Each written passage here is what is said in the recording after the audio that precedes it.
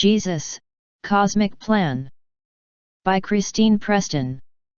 June 22, 2015. Website: Galactic Federation of Light.wordpress.com. Produced by Higher Self. Christine, greetings. I have had a telepathic communication with the Master Jesus this morning.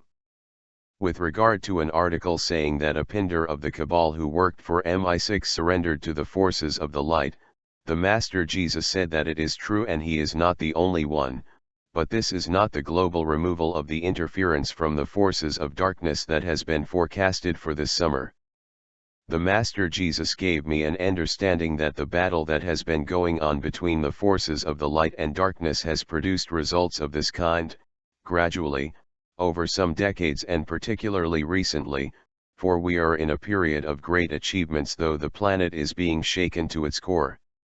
There still are interferences taking place that are being initiated from the astral plane. The dreams that have been mentioned in previous messages which the Dark Ones create artificially or synthetically and insert into the minds of people to disturb them psychically, have not ceased totally, but the degree of their nastiness has been lessened. These forces of the dark seem to act to the degree that they think they are allowed to by the laws that the forces of the light impose upon them. They seem to devise ways by which they think they can still cause harm without a transgression. They have a long history of karma or law dodging, but the answer to that is that mankind has to gain a momentum of light so the scales tip in its favor to allow further intervention, or so this kind of thing is prohibited to the point that, if it is done, it will bring about the judgment and removal of those beings.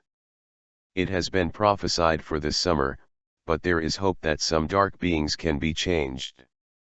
In the meantime, a certain disentanglement is being carried out by the forces of the light to liberate some beings on the astral plane, as well as in embodiment, from their tie to the dark forces, or whatever represents a psychic imprisonment that may be the result of their own doings in the past, and in the case that they are souls with the threefold flame connection, even if almost extinguished, the Almighty has the merciful desire to liberate them, to make them change their views so they turn around and surrender.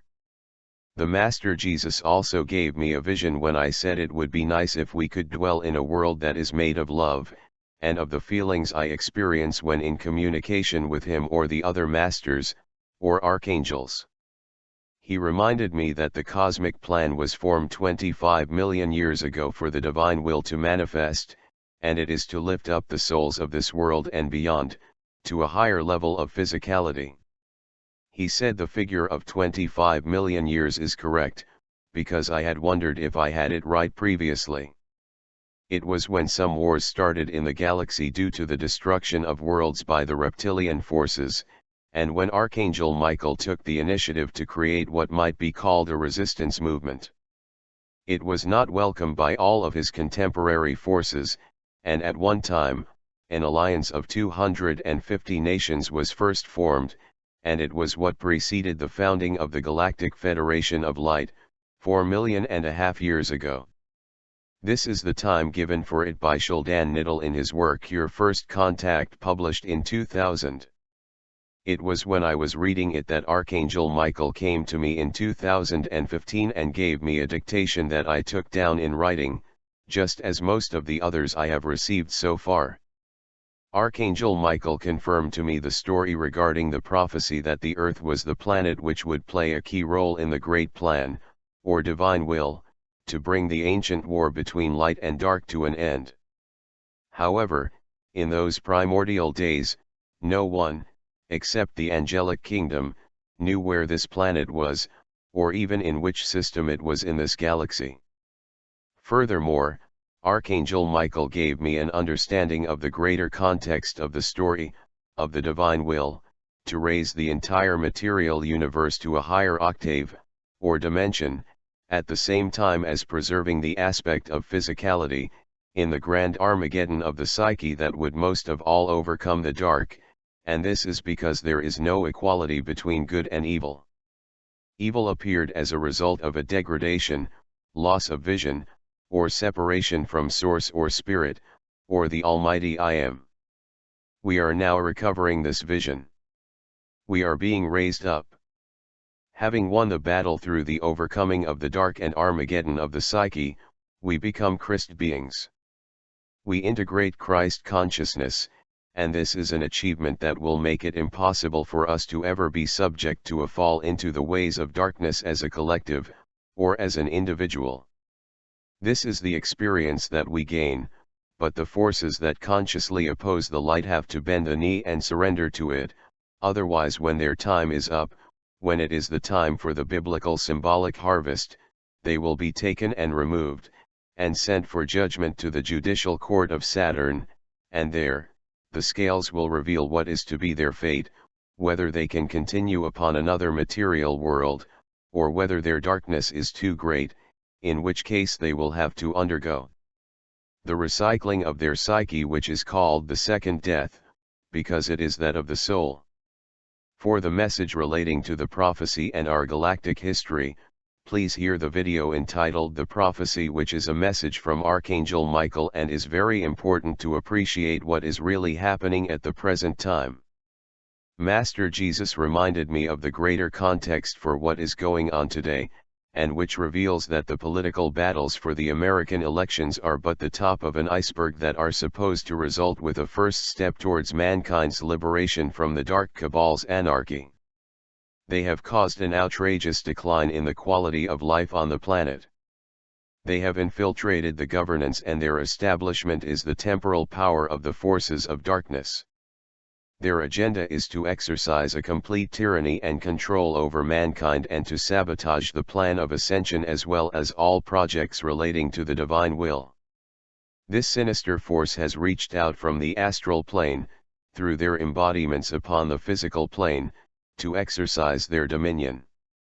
In Britain there is a movement campaigning for the nation to divorce itself from the European Union because it has awakened to the fact that it appears to seek total control.